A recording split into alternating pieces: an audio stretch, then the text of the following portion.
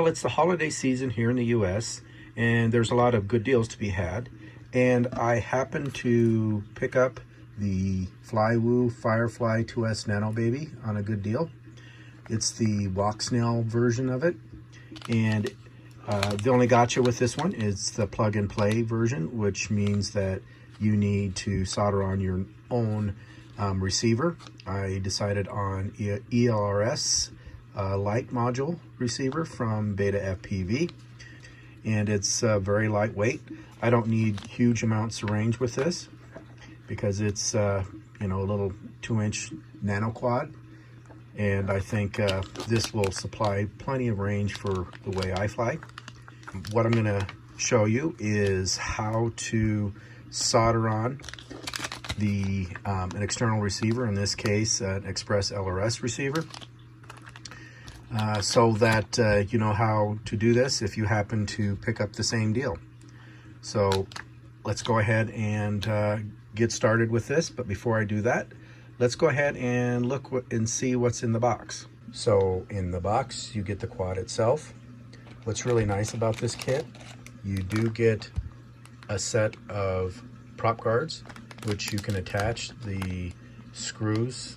It's hard to see them, but there's a little bag of screws that you can use to attach the prop guards. So in the wintertime, when you want to fly indoors, when it's snowing outdoors, I really like the fact that this quad's very versatile in that way. So cold weather, indoor flying, and then you pull them off for nicer weather outdoors. Then in addition, you get a package of parts. You get looks like a zip tie, you get some spare screws, you get a battery tray holder, a battery holder, you get some spare props, you get some spare screws, you get this motor wire tape, so you just pull the backing off in case you need to replace your motor. It also has this little card here that helps you know what the direction of the props and how they spin. In this case, it's a props out configuration. So that's cool. And then they have another card that has a QR code on it that you can download the user manual from. So very complete kit. Lastly, you do get a walk snail USB programming cable. This end connects to the walk snail VTX, so you can also use this to pull your video off after it's recorded. So next we're going to go ahead and get this external receiver soldered up. It is very tiny, and the antenna is a flat antenna, this red thing, and it should fit really easily into this slot where my thumbnail or finger is pointing to. You can kind of see it, and that's where I'm going to be mounting the receiver. So I think it was designed for that. And what's really nice, they do give you a color coding. The red is power, the black is ground, of course, the blue is S-bus, and RX is yellow, and TX is white. So they already have it pre-labeled for you. So I trimmed the end piece off. I don't need that connector. I'm going to solder it directly onto the receiver, and maybe I can use this for something else. I went ahead and tinned up the pads for this Express ELRS receiver. One thing you'll learn in this hobby is to always double check your work. Just like when you're cutting wood, you measure it twice, and didn't follow my own rules, but basically I cut off the wrong wire. The white wire is actually UART3, and then, which is the TX and on the flight controller, and then the yellow wire is RX. So the blue wire is actually S-bus. So I just went ahead and just moved that over. So on the flight controller, again, it is red for VCC, The next pad over is ground, and then S-bus, which you don't need for this receiver, and then this is actually TX UART 3, and then this is RX on the flight controller. So on the receiver side, it is ground, which is the black wire, red for VCC, the yellow wire, which is the TX, and then the RX on the outside. That would have been the white wire, but essentially it's RX to TX on the flight controller, and then the yellow wire, which is TX, goes to the RX pad. So pretty simple. And again, they do have this little, I'll show you the wiring diagram up above, but if I would have just double checked, the white wire is actually TX3.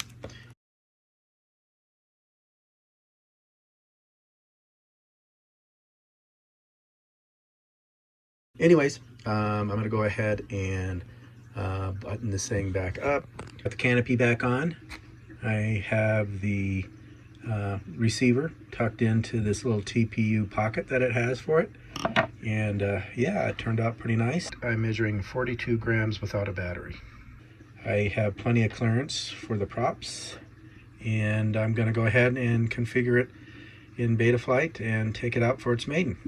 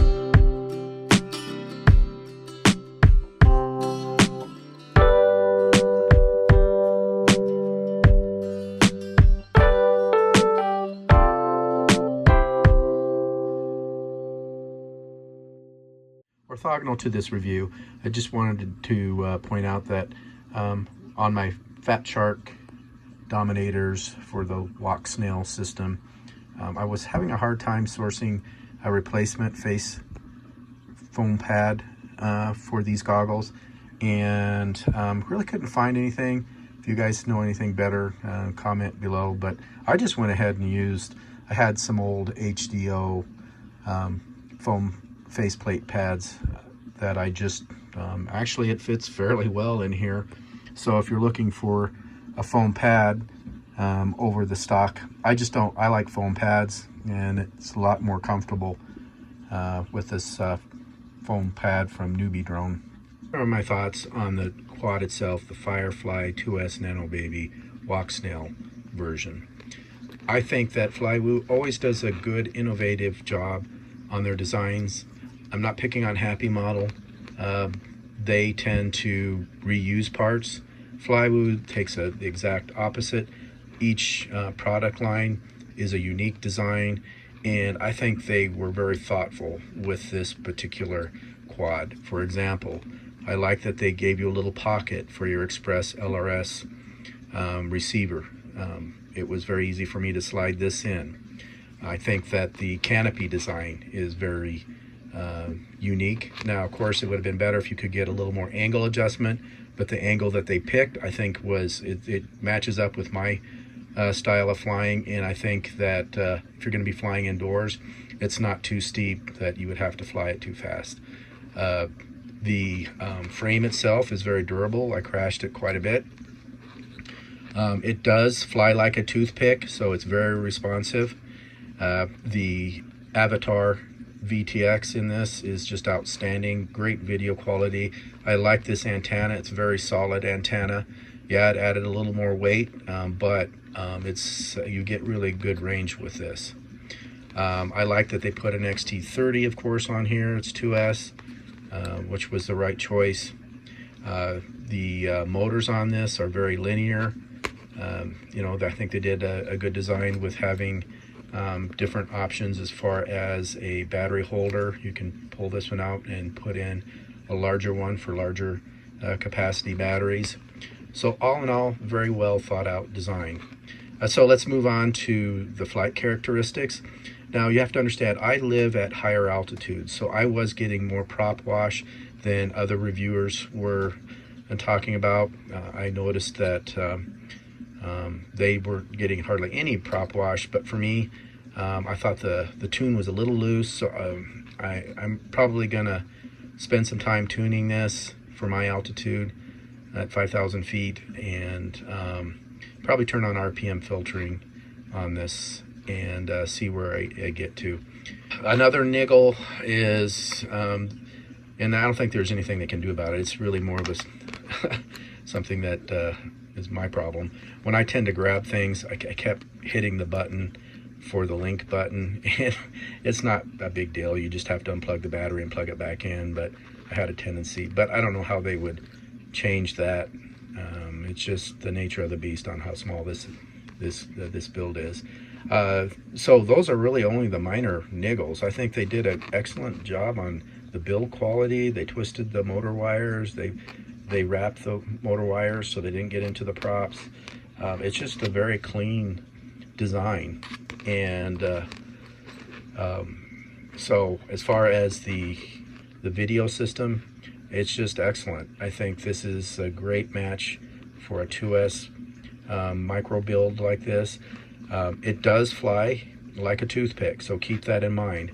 I would also say that I wouldn't really say this would be my pick for indoor flying in a small area like in a house. Now, out in a larger, let's say gymnasium or something like that, it would be fine. It's just flying indoors with prop guards. This thing is pretty fast. It's 2S, and I think it's a little much for indoor flying. Not saying that you can't. I mean, that's the advantage of this. You can put the prop guards on and tool around the house, but you're not going to be able to do real fast laps with this thing unless you have super great skills, which I don't have. But overall, definitely give this thing 2 thumbs up. And if you're looking for a lightweight micro quad that is very nimble, quick, has great range, HD video quality, definitely would recommend this one. And as always, thanks for watching my channel.